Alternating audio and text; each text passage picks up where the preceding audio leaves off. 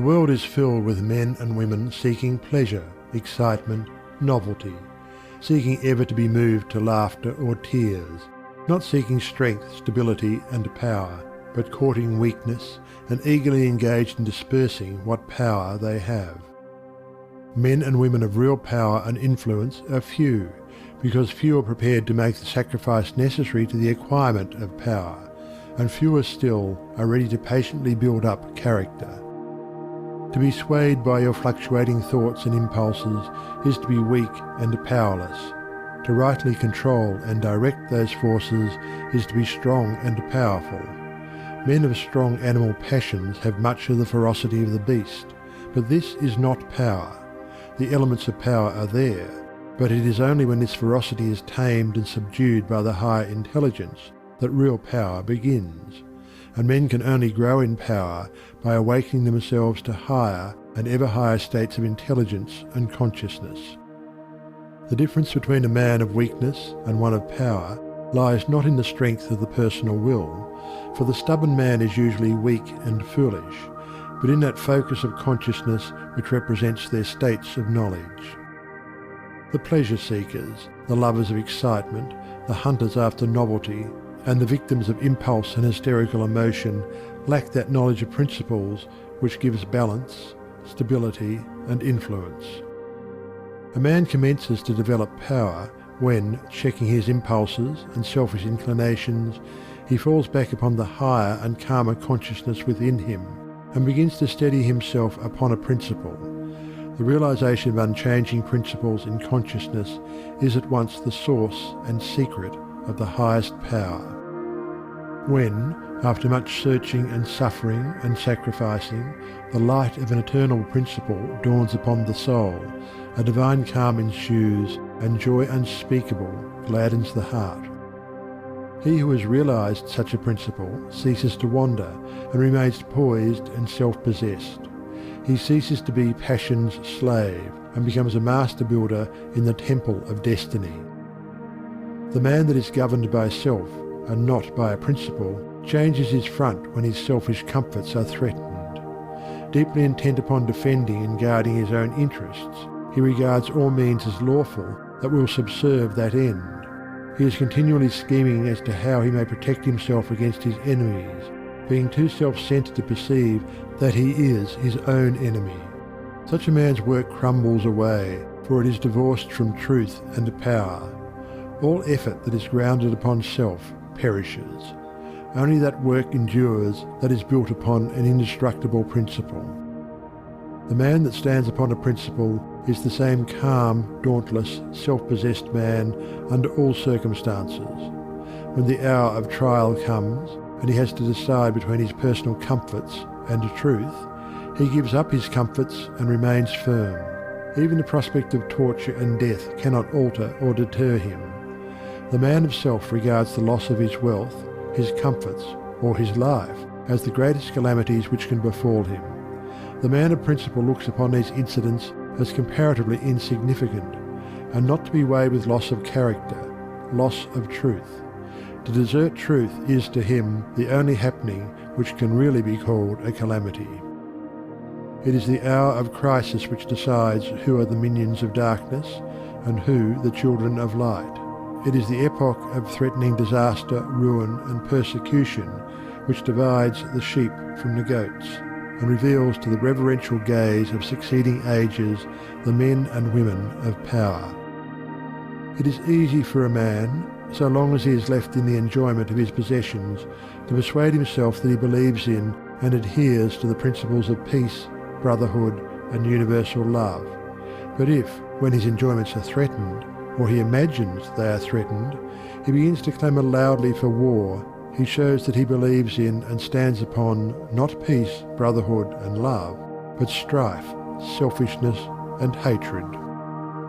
He who does not desert his principles when threatened with the loss of every earthly thing, even to the loss of reputation and life, is the man of power, is the man whose every word and work endures, is the man whom the afterworld honours, reveres, and worships.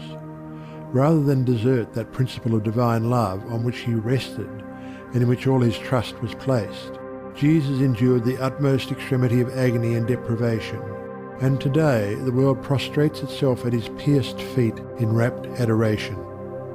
There is no way to the acquirement of spiritual power except by that inward illumination and enlightenment which is the realization of spiritual principles. And those principles can only be realized by constant practice and application. Take the principle of divine love and quietly and diligently meditate upon it with the object of arriving at a thorough understanding of it.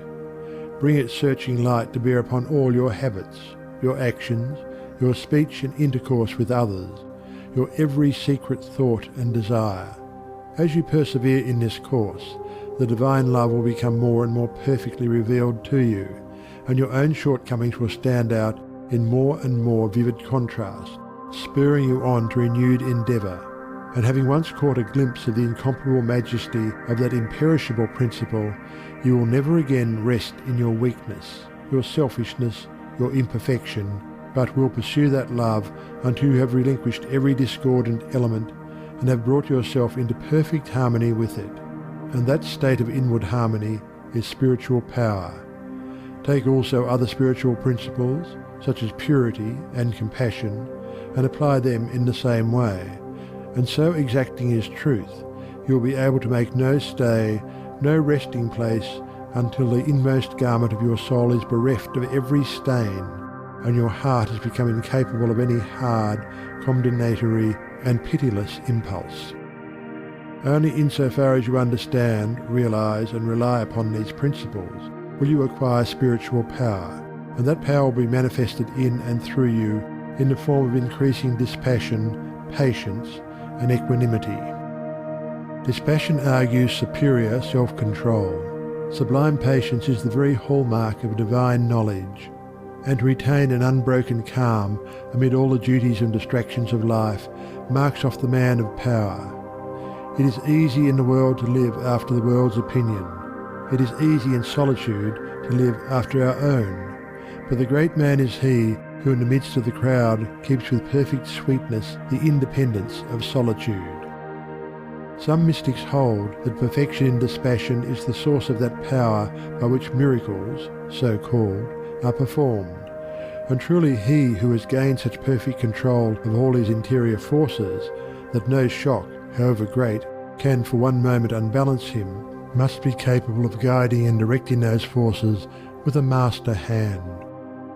To grow in self-control, in patience, in equanimity, is to grow in strength and power, and you can only thus grow by focusing your consciousness upon a principle. As a child, after making many and vigorous attempts to walk unaided, at last succeeds, after numerous falls, in accomplishing this, so you must enter the way of power by first attempting to stand alone. Break away from the tyranny of custom, tradition, conventionality, and the opinions of others, until you succeed in walking lonely and erect among men. Rely upon your own judgment. Be true to your own conscience. Follow the light that is within you. All outward lights are so many will-o'-the-wisps.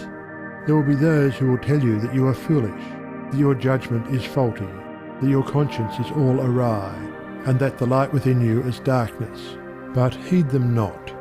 If what they say is true, the sooner you, as a searcher for wisdom, find it out, the better.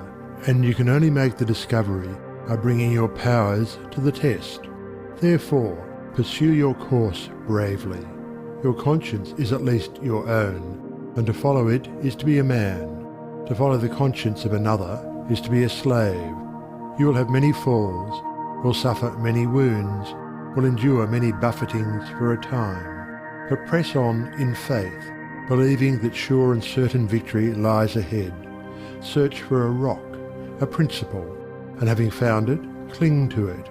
Get it under your feet and stand erect upon it, until at last, immovably fixed upon it, you succeed in defying the fury of the waves and storms of selfishness. For selfishness, in any and every form, is dissipation, weakness, death. Unselfishness, in its spiritual aspect, is conservation, power, life. As you grow in spiritual life, and become established upon principles, you will become as beautiful and as unchangeable as those principles, will taste of the sweetness of their immortal essence, and will realize the eternal and indestructible nature of the God within.